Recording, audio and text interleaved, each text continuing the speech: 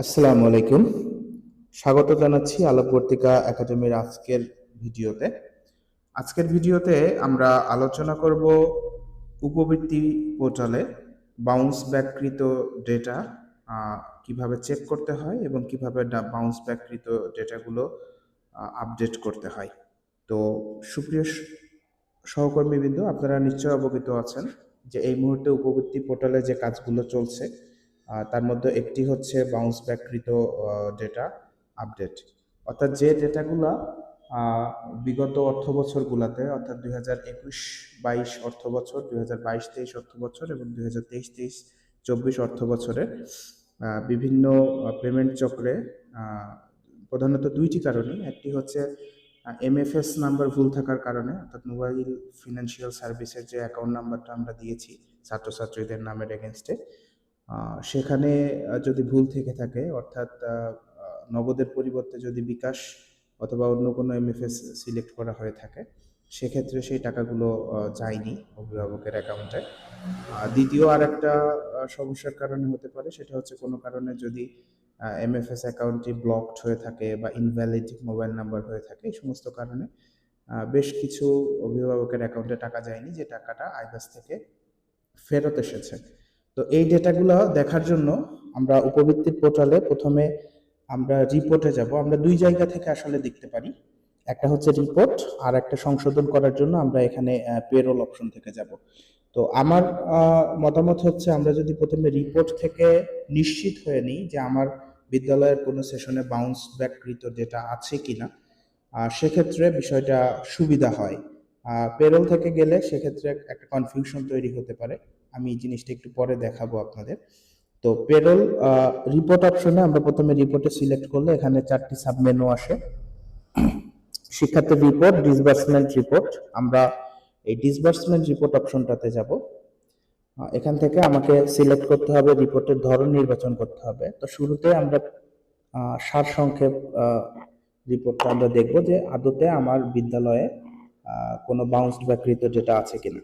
তো এখানে আমরা অর্থ বছর সিলেক্ট করব। দেখেন 3টা অর্থ বছর দেওয়া আছে। প্রথমে আমি 21-22 সিলেক্ট করি, এরপরে 21-22-এর পেমেন্ট চক্র, একটা মাত্র পেমেন্ট চক্র আছে, সেটা আমি সিলেক্ট করলাম। সিলেক্ট করার পরে যখন আমি প্রতিবেদন তৈরিতে যাব, এখানে দেখেন এখান থেকে আপনার ডেটা দেখাচ্ছে যে কোনগুলা আমার ফেরত আছে কিনা, এবং এখানে দেখেন মোট ব্যর্থ ইএফটি, এই অংশে আমার মোট ব্যর্থ ইএফটি, এখানে 3টি ব্যর্থ ইএফটি দেখাচ্ছে, অর্থাৎ 2021-22 সেশনে এখানে 3টি বাউন্সড ব্যাককৃত ডেটা আছে।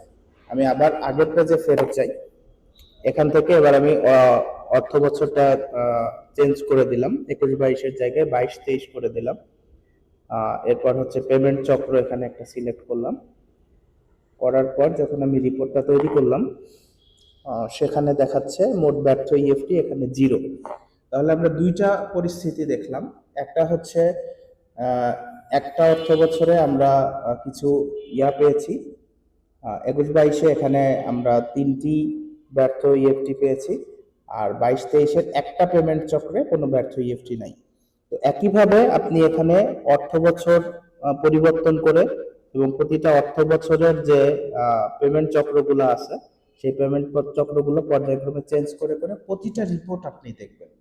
প্রতিটা রিপোর্ট আপনি দেখে আপনি বের করবেন যে কোন পেমেন্ট চক্রে আপনার কোনো ব্যর্থ ইএফটি আছে কিনা। তো এখান থেকে আমি যেহেতু পেয়েছি একটা, যে 2020-21 যে অর্থ বছর, সেখানে একটা ব্যর্থ ইএফটি, 3টা ব্যর্থ ইএফটি আছে। তো এই কারণে আমি আর অন্যগুলাতে এখন গেলাম না, কারণ অন্যগুলাতে নেই। তো এবার আমি আসলাম পেরোল অপশনে। পেরোল অপশনে ক্লিক করলে একটা সাবমেনুতে দেখেন আছে ব্লকড এন্ড বাউন্সড ইএফটি। তো ব্লকড এন্ড বাউন্সড ইএফটিতে আপনি ক্লিক করলে এই পেজটি আসবে।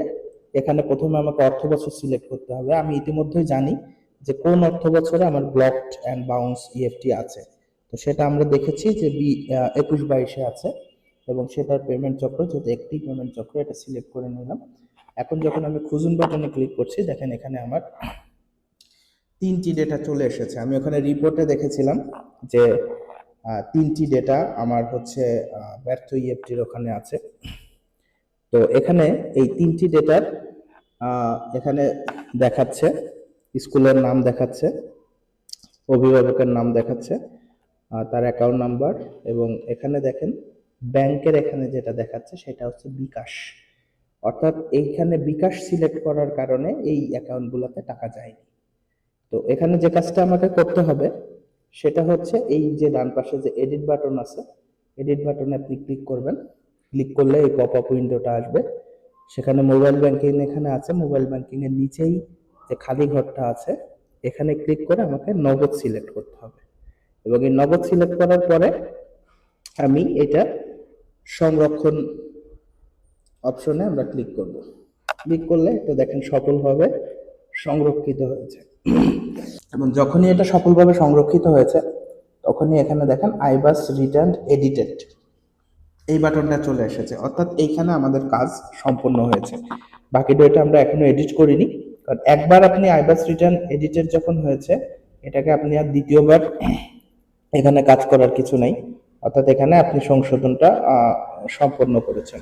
ঠিক আছে, তো এইটাই হচ্ছে আমাদের কাজ। অর্থাৎ প্রথম ধাপে আপনাকে রিপোর্ট থেকে দেখতে হবে যে আপনার বিদ্যালয়ে বাউন্সড ব্যাককৃত ডেটা আছে কিনা। দ্বিতীয় ধাপে আপনাকে পেরোল অপশনের ব্লক অ্যান্ড বাউন্স ইএফটি থেকে আপনার এখানে এসে আপনি যে পেমেন্ট চক্রে আপনার বাউন্সড ব্যাককৃত ডেটা আছে সেই পেমেন্ট চক্র থেকে আপনাকে ডেটাটা বের করে তারপরে এডিট অপশনে গিয়ে যে সমস্যার কারণে এটা বাউন্স ব্যাক হয়েছে, এটা হতে পারে বিকাশ বা নগদের ক্ষেত্রে যে আপনার নগদের জায়গায় বিকাশ দেওয়া হয়েছে, অথবা ইনভ্যালিড অ্যাকাউন্ট হতে পারে, সেই জায়গাটা সংশোধন করলে পরেই আমাদের এই কাজটা সম্পূর্ণ হলো। আশা করি বুঝতে পেরেছেন।